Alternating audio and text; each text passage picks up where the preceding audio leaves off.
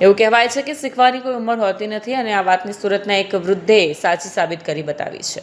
સુરતના યોગી ચોક વિસ્તારમાં આવેલા 65 વર્ષના ભંડારી ઉપલૈયા પુલૈયાએ ગુજરાતની વિષયની પરીક્ષા આપી સૂને આશ્રયમાં મૂક્યા છે. વર્ષો પહેલા પારિવારિક જવાબદારીઓ અને આર્થિક મુશ્કેલીઓને કારણે અભ્યાસ છૂટી ગયો. જો કે મનમાં હંમેશા એક ઈચ્છા હતી કે તેઓ વિધિવત રીતે ભણે અને ખાસ કરીને ભૂમિ પર રહે છે તેની માતૃભાષા ગુજરાતીમાં નિપુણતા મેળવે.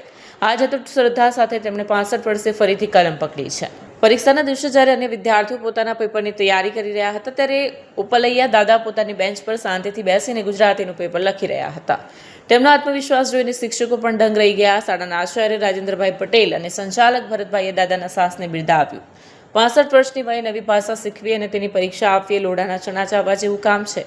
તેમણે ગુજરાતી વ્યાકરણ અને સાહિત્યના પ્રશ્નોના ઉત્તરો જે રીતે લખ્યા તે તેમની મહેનતની ચાડી ખાય છે. શાળાના સ્ટાફે પણ તેમને જરૂરી માર્ગદર્શન પૂરું પાડીને પ્રોત્સાહિત કર્યા.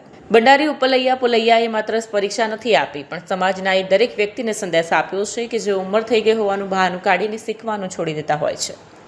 સુરતના આ કિસ્સાએ સોશિયલ મીડિયા પર ધૂમ મચાવી છે અને લોકો દાદાની હિંમતને સલામ કરી રહ્યા છે. રાજેન્દ્રભાઈ પટેલ, આચાર્ય શ્રી સરસ્વતી વિદ્યા સંકુલ, યોગી ચોક, વરાછા, સુરત. મારા શાળાની અંદર ધોરણ 10ની અંદર આજે બોર્ડનું સેન્ટર છે અને દરેક વિદ્યાર્થીઓને ગુલદસ્તા અને કંકુ તિલકથી સ્વાગત કરવામાં આવ્યું છે.